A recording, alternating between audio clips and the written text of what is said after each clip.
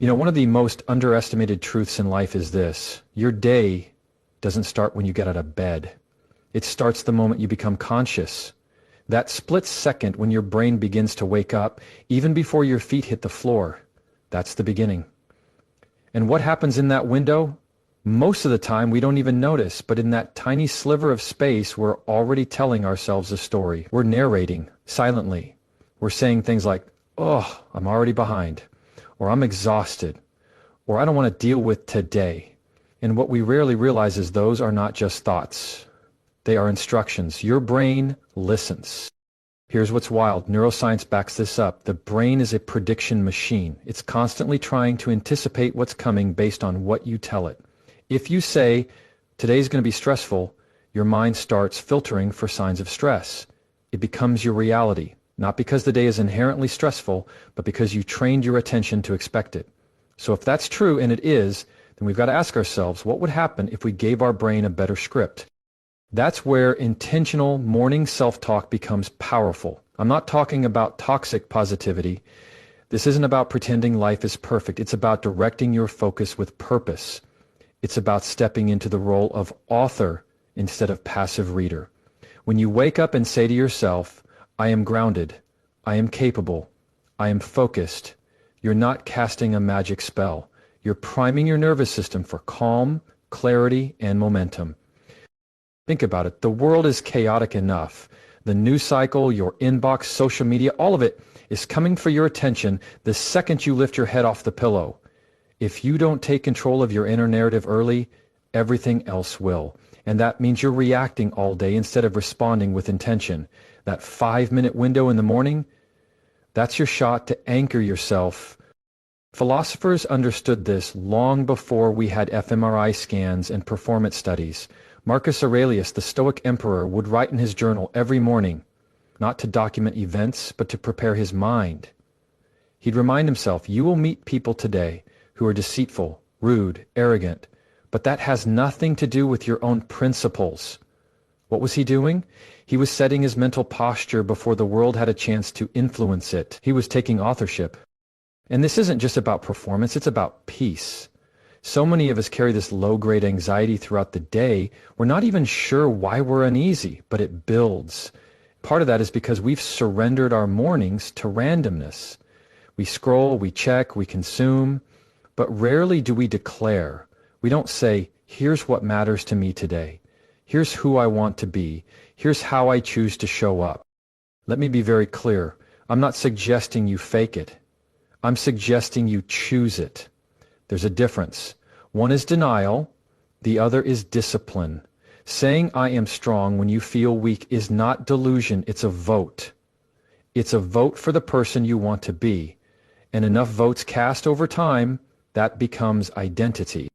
There's a psychological phenomenon called the self-fulfilling prophecy. It's the idea that a belief or expectation, however small, alters your behavior in ways that actually make that belief come true. If you tell yourself, "I'm not a morning person," guess what? You'll resist mornings, you'll delay getting up, you'll be groggy and irritated. But if you tell yourself, "I wake up ready to lead my day," even if it's uncomfortable at first, your actions start aligning. It's subtle, but it's real. Identity follows behavior, but behavior is often sparked by belief. And here's the good news. This is a skill. It's not reserved for the ultra-disciplined or the spiritual elite. It's something you can start tomorrow, literally. And when you do it consistently, it creates a compound effect. The days where you speak strength into yourself add up. They begin to form a base of confidence so that when life does hit you with something unexpected, and it will, you're not knocked over as easily. You've built internal weight, internal structure. And this isn't about becoming untouchable. It's about becoming anchored. A storm can rage outside, but if the anchor is strong, the ship holds. Your words, especially those first words in the morning, are part of your anchor. And in a world where everything is designed to pull you off center, that anchor is priceless. Now, none of this works if it's theoretical. The challenge is to make it practical. That means tomorrow morning when you open your eyes, don't reach for your phone. Reach inward. Find a phrase, a truth, a reminder. Maybe it's as simple as "Today I move with purpose," or I am calm even when things are uncertain. Speak it out loud if you can. Say it with conviction, not because it's instantly true, but because you're willing to live into it. The thoughts you think in the morning are not just thoughts, they are blueprints. And the house you build with them becomes your life. So don't just wake up with intention. Let's talk about self-talk. Not the kind that floats by without notice, but the kind you deliberately engage in. The kind that shapes you. Because whether you're aware of it or not, you're in a conversation with yourself every moment of every day. And that conversation is not neutral. It's either fueling your growth or feeding your doubt. Now, we've all heard phrases like, you're your own worst critic, but let's pause there. If that's true, then doesn't it make sense to become your own best coach too? Imagine if you could make that inner voice work for you instead of against you. That's the power of intentional self-talk, and here's the key. It's not just positive, it's constructive. It's language that builds, language that empowers, language that reminds you of who you are when the world tries to make you forget. From a psychological standpoint, the science is remarkably clear. The way you speak to yourself influences your self-esteem, your emotional regulation, your decision-making, everything. Psychologists call it self-referential processing, which is just a fancy way of saying that the brain treats internal speech like reality. Your nervous system doesn't differentiate much between what you say to yourself and what's happening around you. That means if you constantly say, I'm not good enough, your brain starts treating that as a fact, not an opinion. But let's take it deeper. Why do we even have this inner dialogue in the first place? Philosophers have long argued that self-awareness is what separates us from every other species. Descartes said, I think, therefore I am. He didn't say, I exist because I breathe. He said, I exist because I'm aware of my own thoughts. That self-awareness, that's the birthplace of self-talk. And because you're conscious of your mind, you have the ability to shape it. Now the question becomes, are you letting your self-talk run wild, or are you training it? And let's be honest, most people don't train it. We inherit scripts from our upbringing, from criticism we heard as kids, from failure, from rejection, and then we internalize those scripts like they're law. But just because something feels familiar doesn't mean it's true. And that's where the work begins. That's where you decide to become an editor instead of a passive listener. You start examining what you're saying and asking, who gave me that line? And does it even belong in my story? Because here's what most people don't realize. Confidence isn't some magical trait reserved for the lucky few.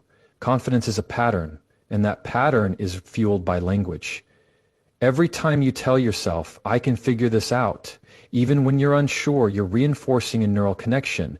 Every time you say, I handle difficulty with grace, even in the middle of chaos, you're solidifying an identity. That's how inner strength is built. Not in the absence of challenge, but in the dialogue you maintain while facing it. There's a psychological technique called distanced self-talk. Instead of saying, I can do this, you use your own name. John, you can do this.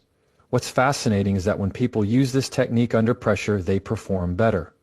Why? Because it creates perspective. It gives you a moment to step out of the noise in your head and speak to yourself with clarity and objectivity. Think about that. Simply changing the form of self-talk can change its power.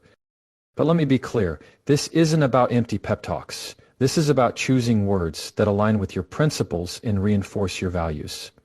Self-talk isn't about hype. It's about direction. You're either reinforcing who you want to become or you're reinforcing who you're afraid you are. And that choice happens every day. Let me give you a practical example. Let's say you've got a big decision to make, maybe something at work or in your personal life.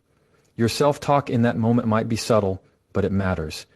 You could say, I always mess these things up. Or you could say, I'm capable of making thoughtful choices. One version paralyzes you, the other propels you forward. Same brain, different script. Now some people push back and say, well, I don't want to lie to myself. And I get that. But let's redefine what a lie is. A lie is something said with the intent to deceive. If you say, I'm strong in the middle of weakness, not to ignore reality, but to remind yourself of your capacity, that's not deception, that's leadership. That's self-leadership. You're not ignoring the truth, you're choosing which truth to amplify. And let's be real, life will test that. There will be days when you doubt yourself, there will be moments when you fall short, when the self-talk you've rehearsed feels hollow. But that's exactly when it matters most. That's when your training kicks in. You don't practice self-talk for the days when everything's easy. You practice it for the days when it's not. It's like a mental muscle. You build it when you don't need it, so that it's strong when you do. And maybe you're thinking, that sounds good, but how do I start? Start small. Pick one or two truths you want to reinforce, ones that reflect who you're becoming, not just where you are. Say them out loud in the morning. Say them again when doubt creeps in. Write them down. Repeat them. This isn't about magic, it's about momentum. Because here's the reality. You are the one voice you hear every single day. More than your boss, your spouse, your friends, your critics, you. And if that voice is constantly questioning, constantly tearing down, constantly second-guessing, it doesn't matter how much encouragement you get from the outside, it won't stick. But if your voice is trained, if it's rooted, if it's constructive, then no matter what happens externally, you remain